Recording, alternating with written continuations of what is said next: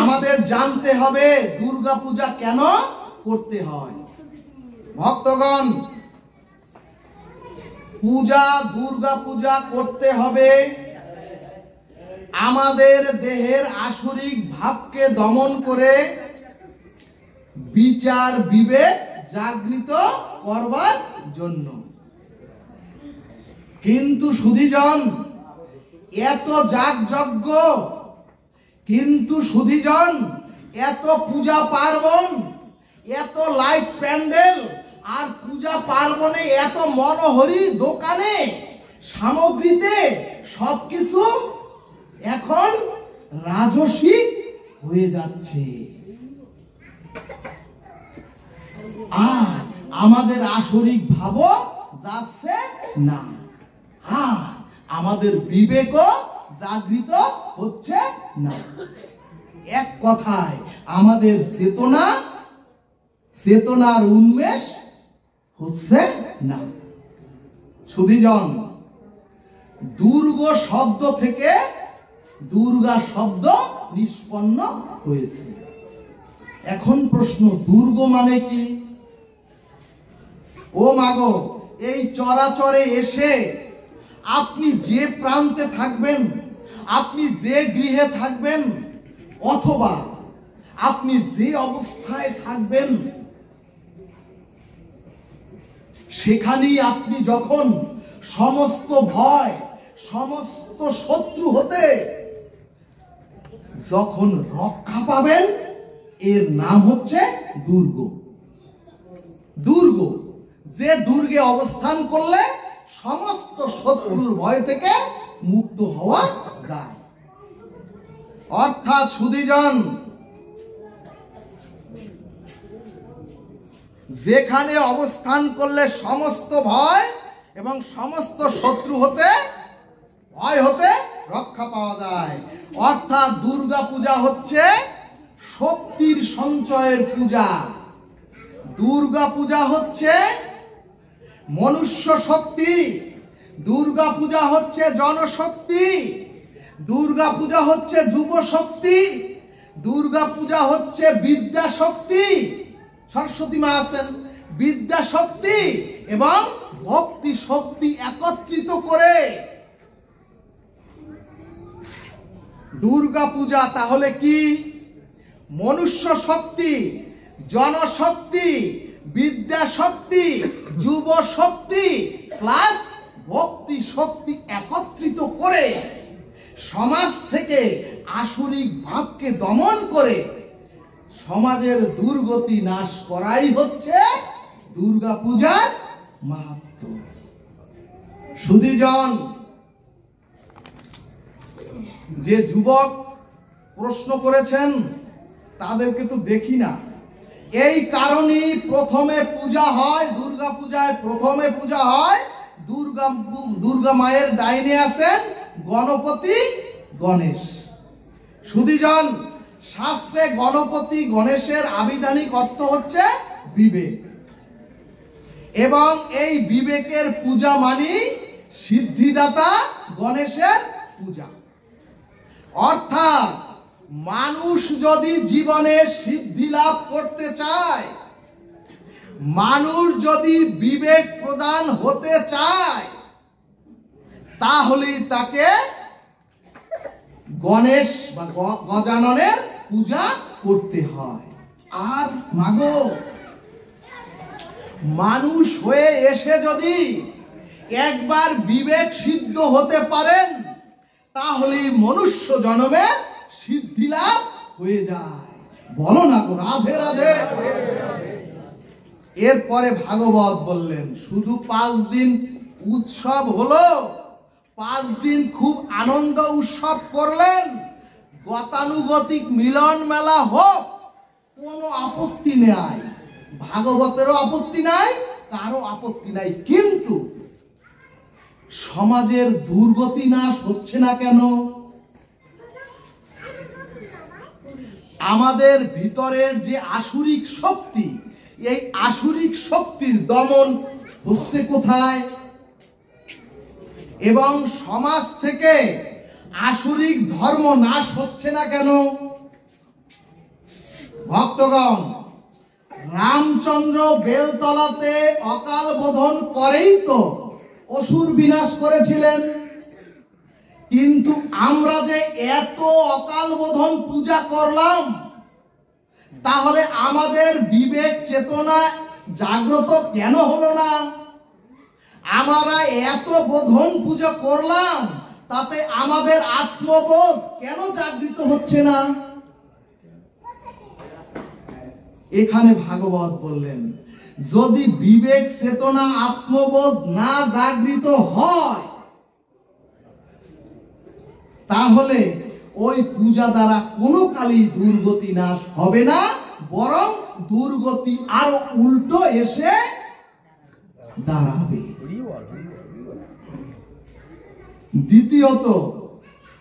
দ্বিতীয়ত সমাজ পরিবর্তন করতে হলে বিবেক চেতন মানুষ হলেই তো হবে না। যদি সমাজকে আপনি পরিবর্তন করতে চান, তাহলে নিজে যদি বিবেক চেতন হন, তাহলে সমাজ পরিবর্তন আপনি করতে পারবেন না। একজন ভালো মানুষের সাথে সমাজের কল্যাণ যদি করতে চান, তাহলে সমাজে আপনার একটি বড় চিকিৎসালয় বানাতে হবে, একটি এভাবে ধর্মালয় প্রতিষ্ঠা করতে হবে, মানুষের আত্ম মানবতার সেবার জন্য মন্দির প্রতিষ্ঠা করতে হবে, বিদ্যালয় সাধুর মতো এখানে বিদ্যালয় করতে হবে। এগুলি করতে তো অর্থ চাই। এজন্যই গণেশের পাশে আছেন লক্ষ্মী দেবী। দেখেছেন না? লক্ষ্মী দেবী গণেশের পাশে আছেন। এবং লক্ষ্মী হচ্ছেন ঐশ্বর্যের প্রতীক। লক্ষ্মী হচ্ছেন পৃথিবীর মঙ্গলময় সমাজ সেবা। সুধীজন ভাগবত বলছে আমি না, ভাগবত বলছে ওগো, এ সমাজের মঙ্গল কাজ, অর্থ ছাড়া হবে না। এরপরে লক্ষ্মীমা বললেন, ওগো সৎ পথের অর্থ চাই, অসৎ পথের আয়ের অর্থ দিয়ে জগতের মঙ্গল কল্যাণ হবে না। এরপরে ভাগবত বললেন, ভালো মানুষ হলো প্লাস অর্থ হলো, এবং আপনি যদি অর্থের পর যদি জ্ঞানীও হন, জায়গা মন্দির জাতি, জায়গা মন্দির এই জাতি, এমনকি মা বোন তো রক্ষা করতে পারবেন না। যদি ভালো মানুষ অর্থের সাথে যুব শক্তি, সমাজের যুব শক্তি যদি না যুক্ত হয়, রাধে রাধে, এই কারণেই ওই দুর্গা পূজায় আছে যুবরাজ কার্তিক। কিন্তু যাদের জন্য এই ভাগবত, সেই যুব শক্তি ভাগবতের দেখবেন আসে না, আর মায়েরাও মা হতে পারলেন না। যখন বিয়ে বাড়ি যান, আর যদি কোন রকম কোন বনভোজন হয়, সে যে গুজে বাড়ির ছেলে মেয়ে সকলকে নিয়ে সেখানে উপস্থিত হন। ভাগবত আসরে মায়েরা এসেছেন, সন্তানদের তো আনেননি।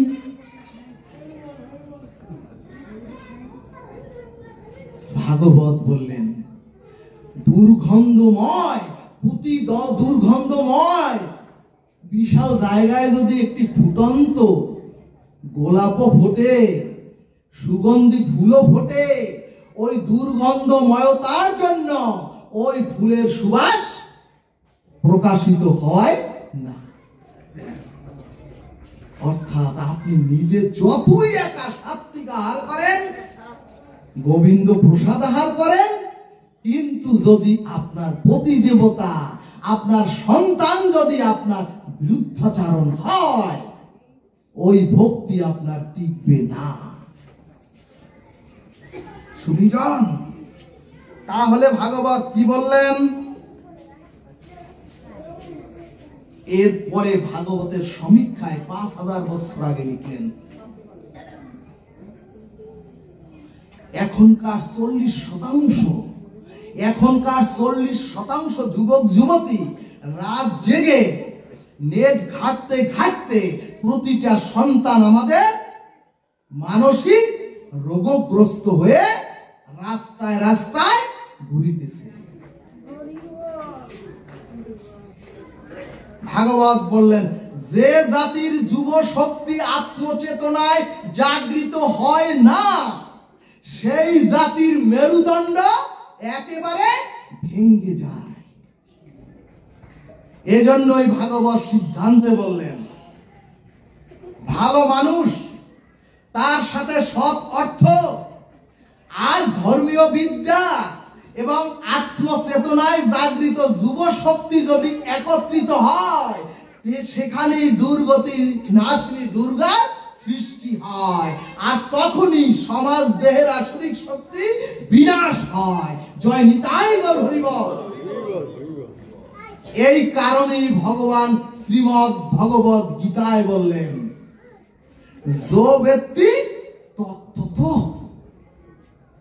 অর্থাৎ তোমরা পূজা পার্বণ অনুশীলন যা করো, তোমরা একটু তত্ত্ব জেনে করো। ভগবান বললেন, উপাসনা আরাধনা না করে, হই হুল্লোড় আর আমোদ ফুর্তি করে সমাজ জাতির কোনো কল্যাণ হয় না। ভক্তগণ, হাজার পাওয়ারের মার্কারি লাইট মায়ের চোখে মেরে কি পূজা করেন? সরাসরের কোন মায়ের চোখে ছোট একটা টর্চ মারতে পারবেন? সাথে সাথে চিৎকার করবে। ভাগবত এটাকে পূজা আরাধনা বলে না। কিন্তু সুধীজন, পূজা তো আমাদের করতেই হবে, অবশ্যই পূজা করতে হবে। ভাগবত বললেন, তবে প্রতিটি পূজায় যদি একটু ভাগবত হতো, অর্থাৎ এত কনসার্ট, এত গান বাজনা, ধিতাং ধিতাং নৃত্য না করে যদি গীতা ভাগবতের পর্যালোচনা হতো, তাহলে জানতো এই যুব শক্তি, তাহলে জানতো আমার মায়েরা, জানতো আমার বাবারা, মহাপ্রভু হরি নামে নৃত্য করতে বলেছেন। জয় নিতাই গৌর হরি বল।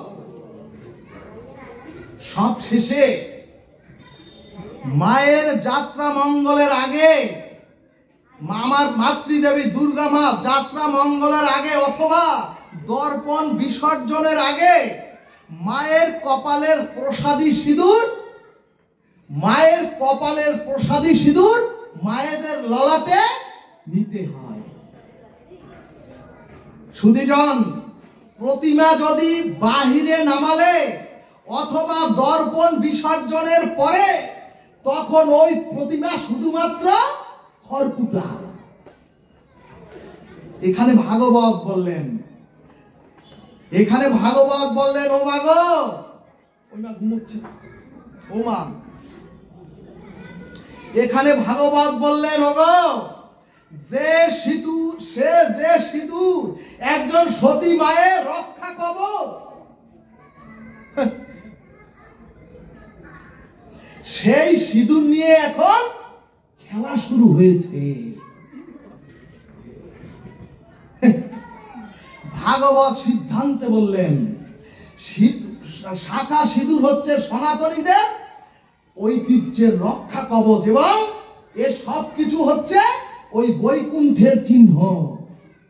এ চরাচরের কিচ্ছু না, বৈকুণ্ঠের চিহ্ন। ভাগবত বললেন, একে খেলার জিনিস বানাবেন না। শাস্ত্র বললেন, ও মায়েরা মন দিয়ে শুনুন, শাস্ত্র বললেন, এক বিন্দু সিঁদুর মাটিতে পড়ে গেলে যদি মায়েরা আঁচল দ্বারা শ্রদ্ধায় অবনত মস্তকে সেই সিঁদুর শ্রদ্ধায় যদি তার আঁচল দিয়ে তুলে না নেয়, যতটুকু সিঁদুর নষ্ট করা হবে অবহেলায়, ততটুকু আয়ু কাটা যাবে তোমার পতি দেবতা। এমনকি সুধীজন, বিশেষ কয়টা দিন ছাড়া মায়েরা যদি শূন্য স্মৃতি রাখেন, বিশেষ কয়টা দিন ছাড়া মায়েরা যদি শূন্য স্মৃতি রাখেন,